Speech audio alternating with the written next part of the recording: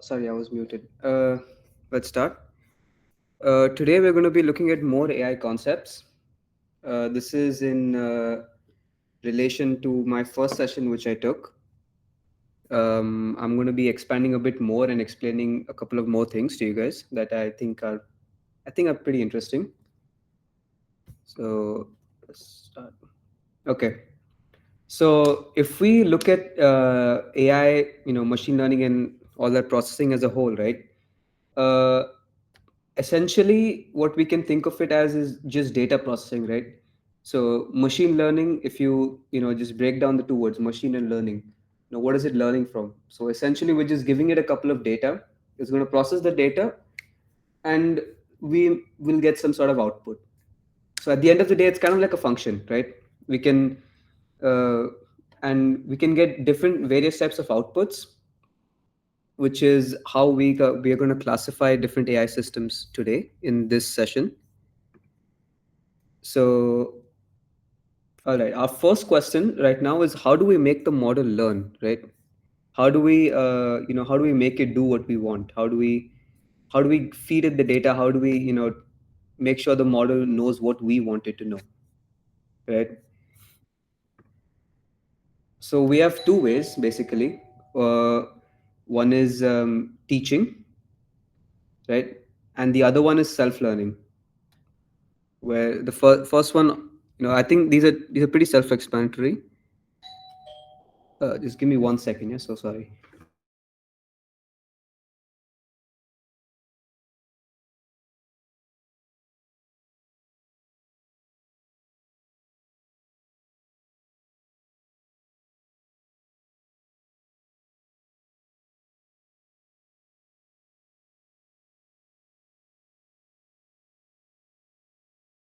All right.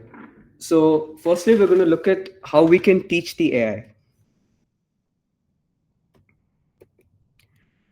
So, this approach of when we give it the correct and wrong answers, this is called supervised learning. So, we're essentially monitoring uh, we're monitoring more parts of the information.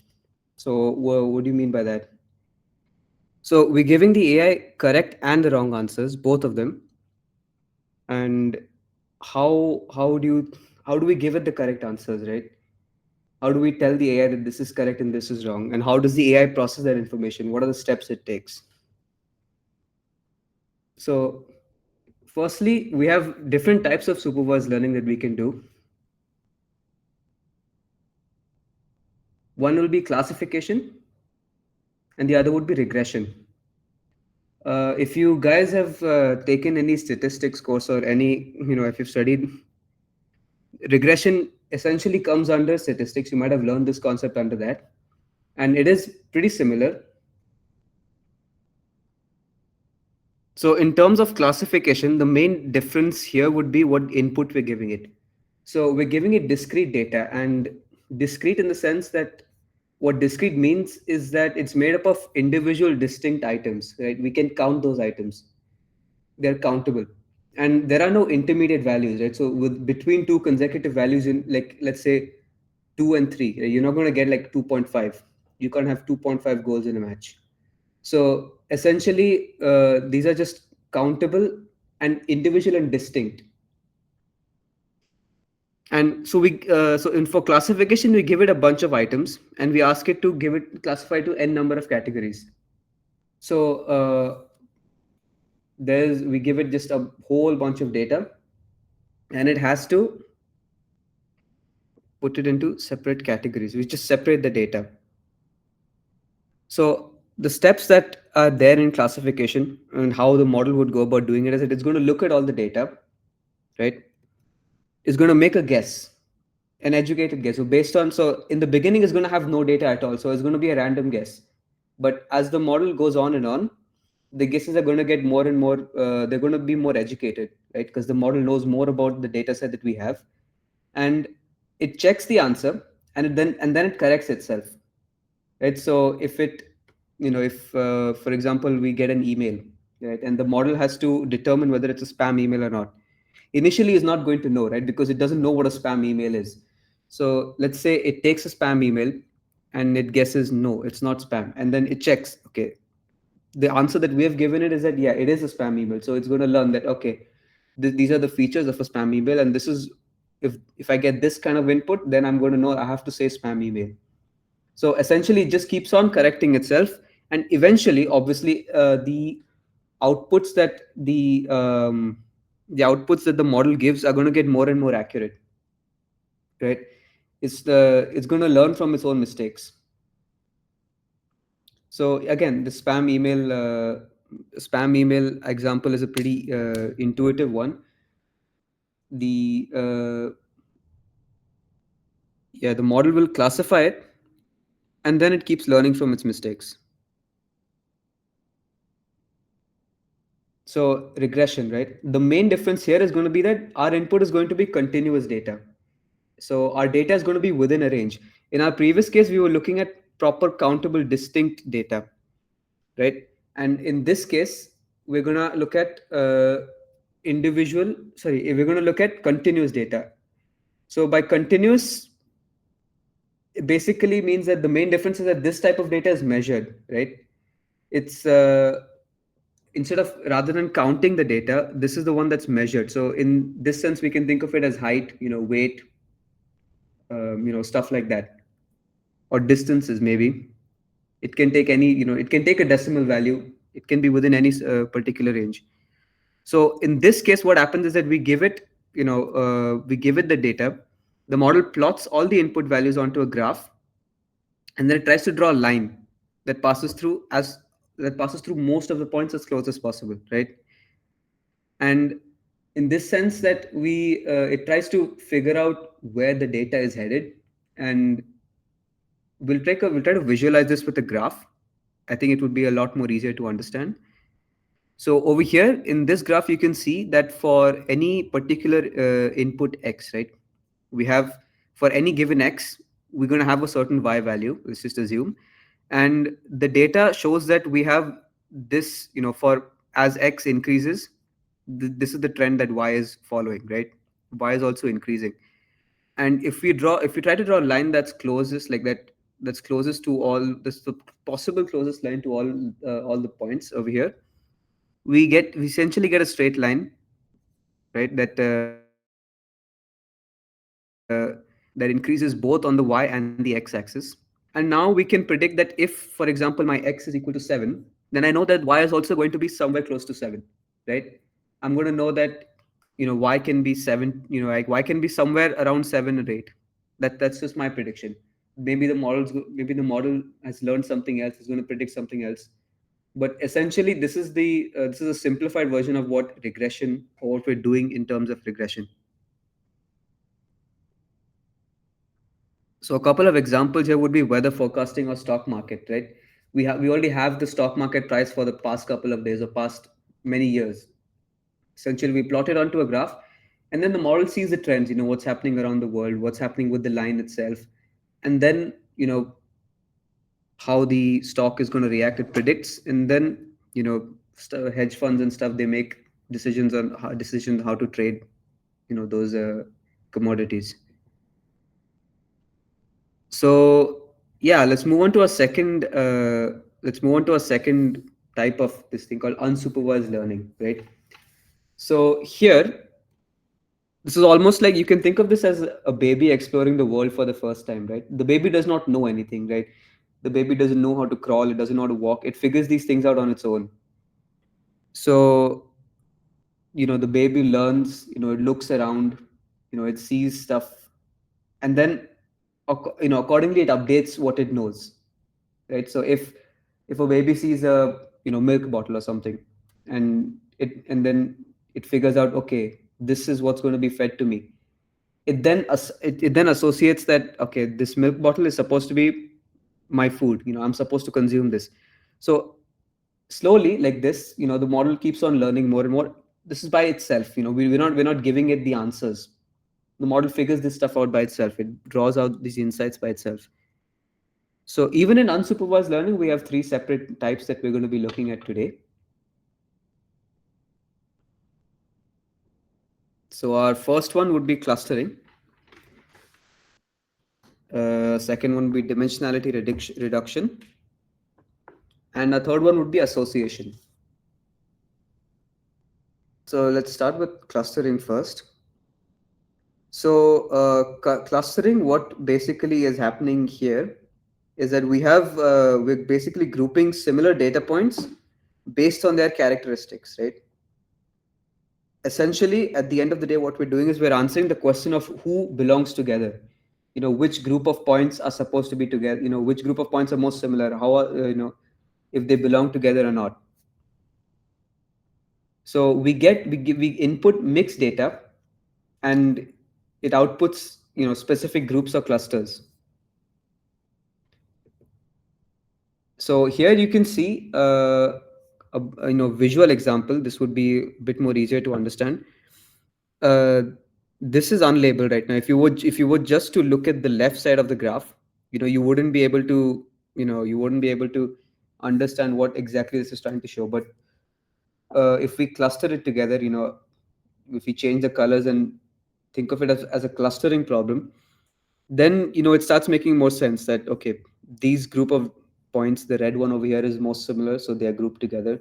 This one is grouped together, and this one's grouped together. So the main goal of clustering is to make sure the data points within the same cluster are more similar to each other than they are to other clusters. And this process is usually used to find hidden patterns in unlabeled data. So let's say uh, we have like a couple of market insights that we want to know. We're not going to be able to figure this out by it. We're not going to be able to figure it out just by looking at what's happening, right? Sometimes we might need to plot it out and then see that okay, these two type of customers are the most similar. So it can be used for market segmentation, right? So we can get the raw customer data, so and then we can, based on how they are shopping and what their habits are, we can figure out whether we have more weekend shoppers, we have more discount buyers, in what circumstance do we get more discount buyers, which two types of buyers are more likely to do, to buy, to come on the weekend and spend money and stuff like that.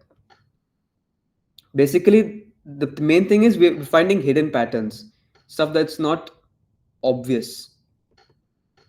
We can also use it to, for grouping distinct DNA patterns to find species or ancestry. So if you, I don't know if some of you have biology, but there is a DNA lesson in that, and if you think about it, humans and monkeys, they have pretty similar DNA. So if we were to plot this on a graph, right, maybe the DNA of all reptiles, DNA of all birds, dinosaurs, all that, and if we were to look at the graph like that, we would see that the cluster of human and monkeys are, those 2 points would be close together.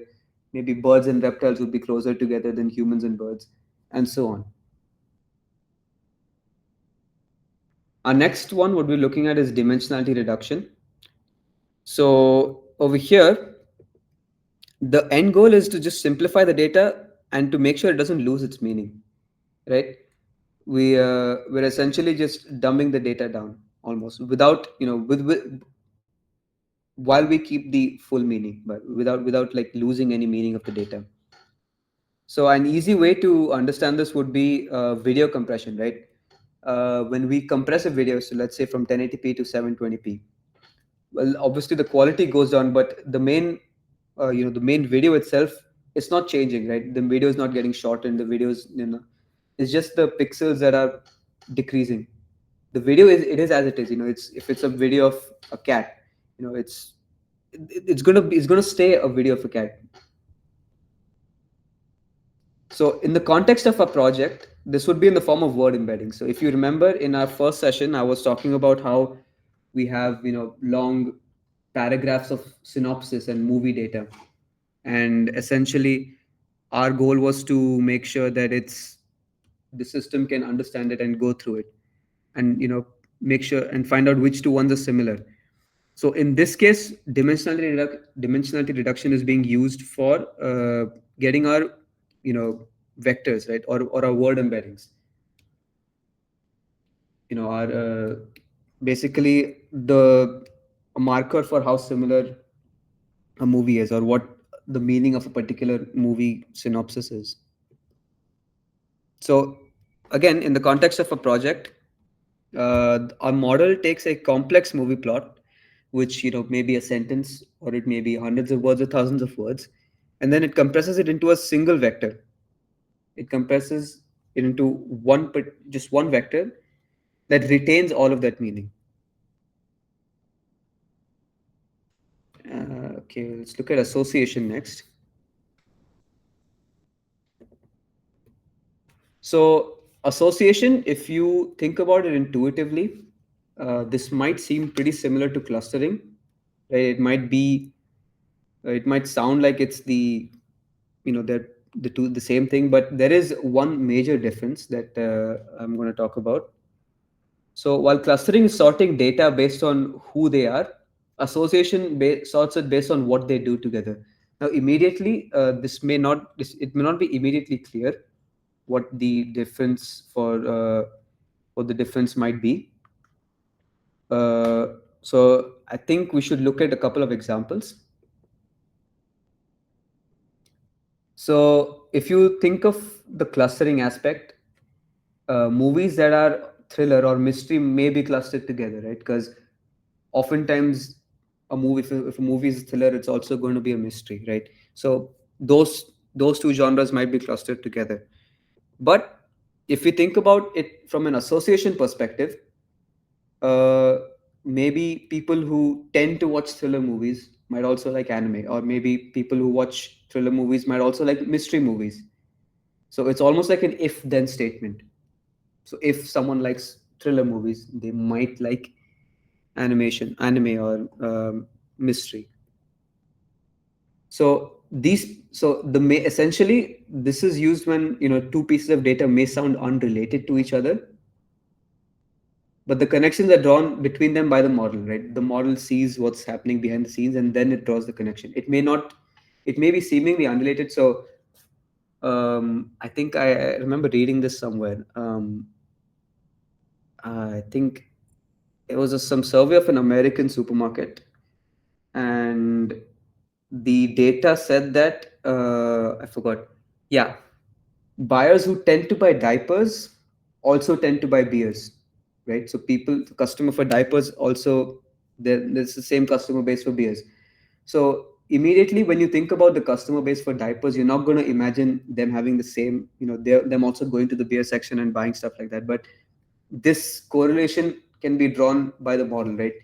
Obviously, if you think about it, it may make a bit of sense. But if you immediately, you're not gonna the first thing that comes to your mind when you're thinking of diaper customers is not going to be beer customers. So in that sense, we can association can be used for like that.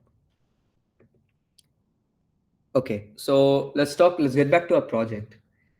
um does our project use supervised or unsupervised learning? Can anyone put in the chat and let me know? What do you guys think? Are we using supervised or unsupervised learning here? Anyone?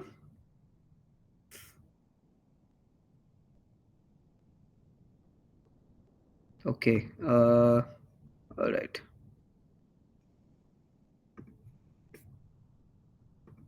So we are using.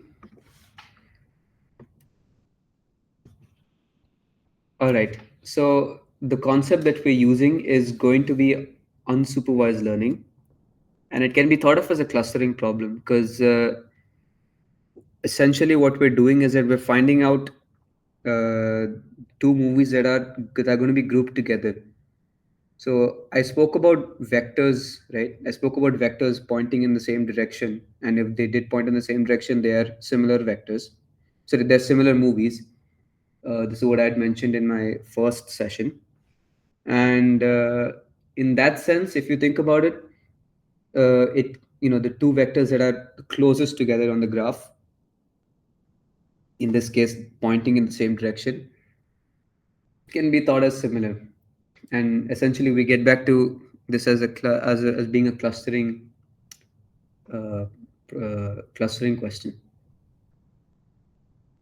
So, more on why is it unsupervised? We don't know what the user likes, right? This is what we're learning in real time.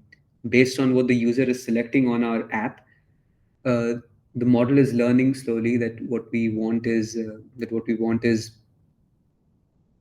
uh, what basically showing what the user likes. So this is when there is no correct answer for this, right? We're not giving it the correct answers. The model is learning this by itself, right? The model learns this from the input.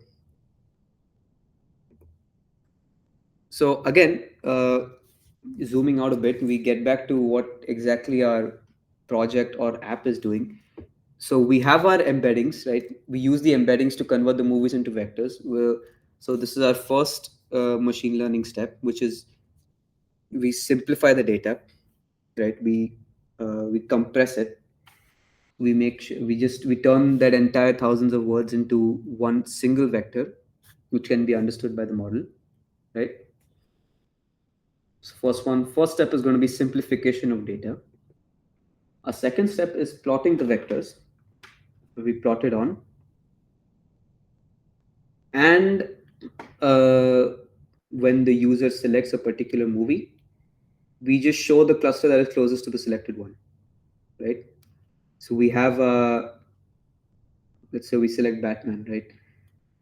On the graph we have Batman on. Let me just actually show the graph. So here, let's say this red dot over here is going to be Batman, right? We are showing the 10 closest movies to this particular dot over here. So essentially that's what we're doing. So let's say I select this movie over here. This is our selected movie. It's going to show us the 10 closest vectors, or 5 closest in this case, to this particular dot in this vicinity, and so on and so on.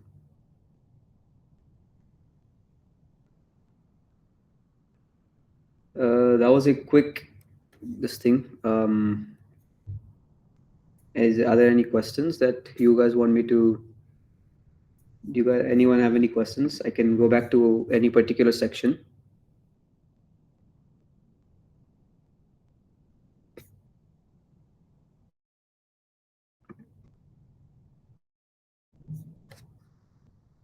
All right. If no one has any questions, does anyone have any doubts with the what's that called? With our coding session or coding project that was done in the last 2 weeks? Anybody have any questions regarding that?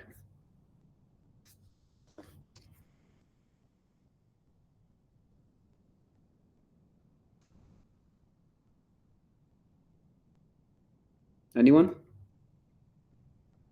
Any question? It can be on our you know our coding project, or it could be on this presentation. If there's anything, or on the first session as well. If there's anything you guys want me to go through again, do let me know.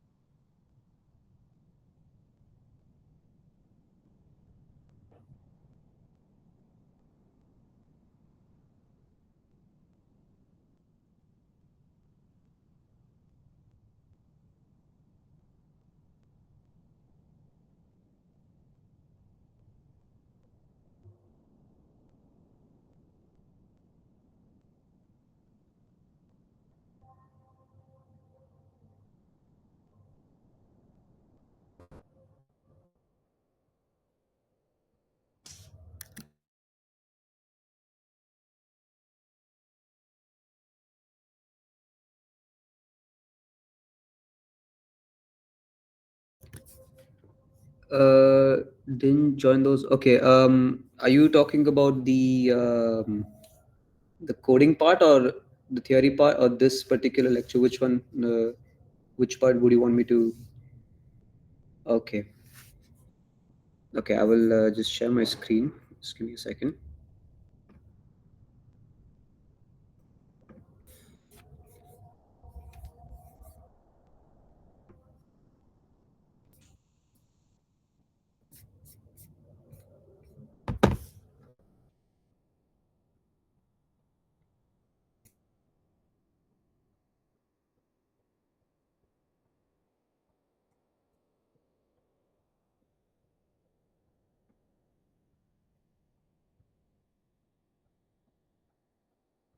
All right.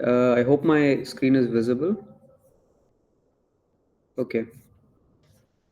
So essentially, I'll just go through our file, and then I'll just show the app on what we have built so far. I want you to look at the project structure. Let me just zoom in a bit. Okay. So over here, we're essentially running this in a virtual environment, a Python virtual environment. Our first file that I want you to look at is this dataset one. This is going to be our movie dataset that we're using. We're not doing an API. The dataset is stored in a CSV file in this particular folder, and our next one is going to be this one. Right, this is going to be our. Just close this. This is our Jupyter notebook. This is what we're using for the machine learning part. It looks a lot different than a Python file. It's using Python, but it's slightly different. We have different sections that we can basically we use Jupyter notebooks because um, this allows us to just run separate sections of the program and not the whole thing at all at once. Because if you know that Python runs line by line, and we don't want to run every single thing again and again and again, right? If we want to test a small part, like for example we want to test the machine learning part of it, we can just run that section. And if we want to, for example, just test the file reading part of it, we can just do that. We don't have to do the whole thing again and again. So that's just why we're using Jupyter notebooks. So over here, pandas, obviously we're using pandas to read and clean the data set. This is just a module for that. um, this again, rapid fuzz, we're using rapid fuzz for search algorithms. This allows us to search for movies even if we have typos on them. This solves that problem. I go into more detail. If you want, I can explain why we use rapid fuzz, but I also have a presentation on that. If you want, I can just share the link for that. So this is just to search our movies. Again, this is a test for that. And yeah, again, so this is basically that it allows us to test it one by one, right? If you can see, we're just testing the searching part over here. We are testing, file reading part over here. And this section is where we create our vectors. We create the basically the machine learning model, or sentence transformer library. It goes through the entire data, and it basically looks through the movie synopsis, and then it creates a vector that encapsulates all of that meaning. So this is the function that's happening over here. Over here we're testing that. So the embeddings are created over here, right? And this is what we're printing. It's just to test that. And over here, import pickle. Pickle is the library that we were using to store the embeddings. So once the what's that called, embeddings, in the sense, uh, what we're doing in this pickle file is just storing all the data that we have. So we don't have to do the machine learning part every single time we run the app, right? We run it once, right? It stores whatever it has learned from that in this pickle file. Over here, if you can see on the left hand side, I zoomed out, but this is our pickle file. This is where our data is stored. We can't really open it and read it as it is, but yeah, that is what's happening over there.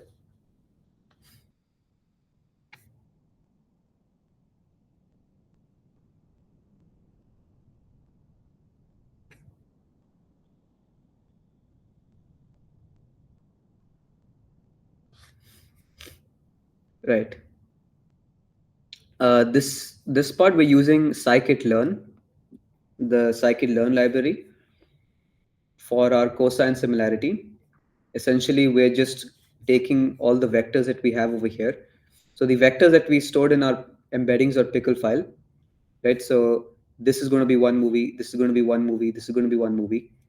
Essentially, we are comparing these two movies, comparing the two vectors, and we're just storing the data of which two, of this of how similar two particular vectors are. How uh, if one vector is pointing in one direction, how close is it? Or essentially just the angle between those two vectors.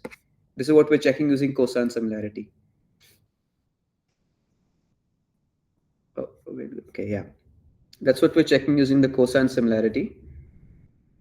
And yeah, again, this is the test for that.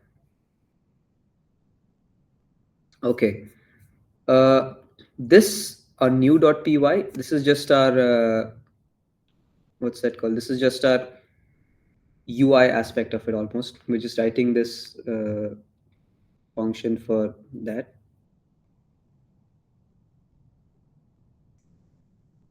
This is just our CSS and Markdown files. I hope I don't have to go into detail about that. And yeah, essentially, what this app is doing is that we select a movie, right? And it shows us, what's that called? It shows us a list of movies that are similar to that. And we can favorite movies, and then, it update, it learns from that, and it just keeps on showing stuff that's similar to what we have favorited as well. So I'll just quickly run this to show you.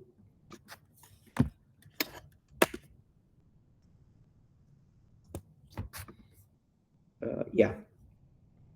So our selected movie is Avatar, right? So if we can, let's just look up Inception. Right. So our search results over here, we have Inception. So I'm going to like Inception, and here we have our recommended movies. Right? Stuff that's closer to Inception. So let's say we select Inception. So these are movies similar to that. We can select Batman. So in our search results over here, we get Batman versus Superman, Batman Begins, Batman and Robin. I'm going to select Batman versus Superman. And over here, we have stuff that's similar to Batman versus Superman. We get Dark Knight, Batman Begins. I like all these movies. And based on what we have favorited, our recommended movies keeps changing. So we have Dark Knight Rises, 213, Blue Room, all that stuff. Oh, wait. I'm just realizing you cannot see my. 1 second. Sorry.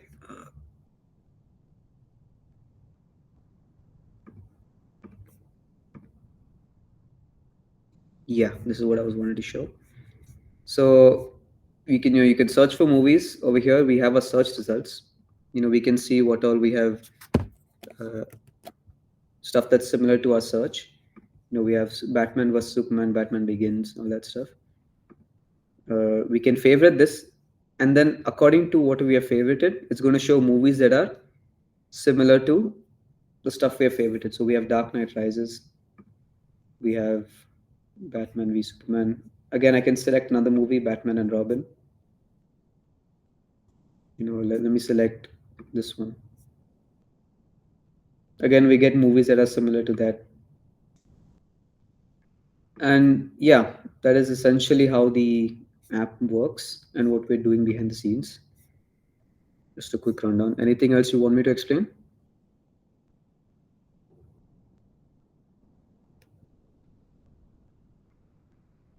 Okay.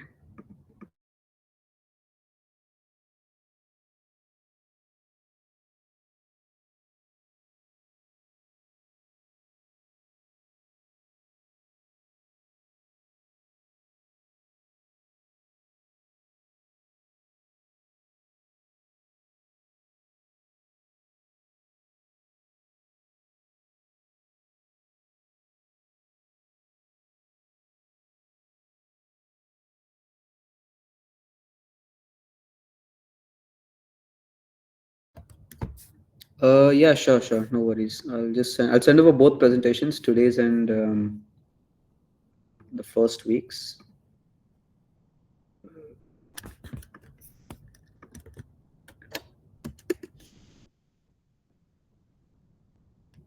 This is today's presentation. The first week's, I'll just send it over as well.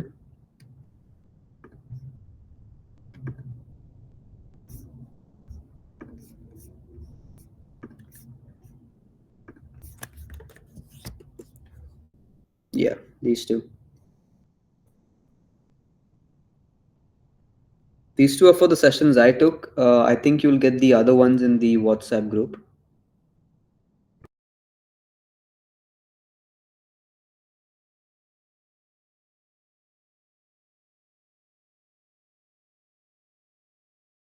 Yeah, no problem.